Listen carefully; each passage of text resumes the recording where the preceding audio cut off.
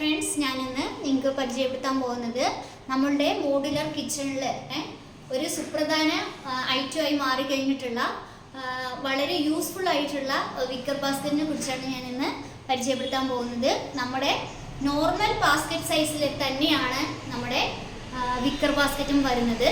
പക്ഷേ ഇപ്പോൾ 15, 17, 19, 21 എന്നുള്ള ആ ബാസ്ക്കറ്റ് സൈസിൽ നിന്നും പ്ലസ് 1 ഇഞ്ച് ആഡ് ചെയ്തിട്ട്, അതായത് നമ്മളുടെ ഇപ്പോൾ ഇതാണ് വിക്കർ ബാസ്ക്കറ്റ് എന്ന് പറയുന്നത്.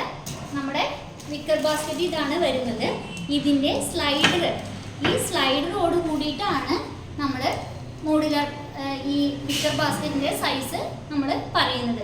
വേറെ ബാസ്ക്കറ്റിനെ അപേക്ഷിച്ച് ഈ വേരിയേഷനാണ് വിക്കർ ബാസ്ക്കറ്റിലുള്ളത്.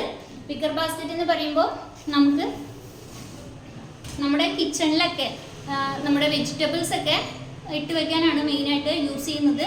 ഇപ്പോൾ ഒരു കിച്ചൺ എന്ന് പറയുമ്പോൾ അതിലൊരു 3 ബാസ്ക്കറ്റോളം വിക്കർ ബാസ്ക്കറ്റ് ആയിട്ടാണ് നമ്മൾ പോകുന്നത്. ഇപ്പോൾ അത്രയും ട്രെൻഡായി മാറി കഴിഞ്ഞിട്ടുണ്ട് നമുക്ക് ഈ വിക്കർ ബാസ്ക്കറ്റ് എന്ന് പറയുന്നത്. നമ്മൾ ഇത് ഒറിജിനൽ മുളയിൽ ചെയ്യുന്നതും ഉണ്ട്, അല്ലാതെ നമുക്ക് ഇതാണ് ഇപ്പോൾ ഒറിജിനൽ മുളയിൽ വരുന്ന ടൈപ്പ്. അതിൽ തന്നെ പ്ലാസ്റ്റിക്കിൻ്റെ വയറ് വെച്ച് ചെയ്യുന്നതും വരുന്നുണ്ട്.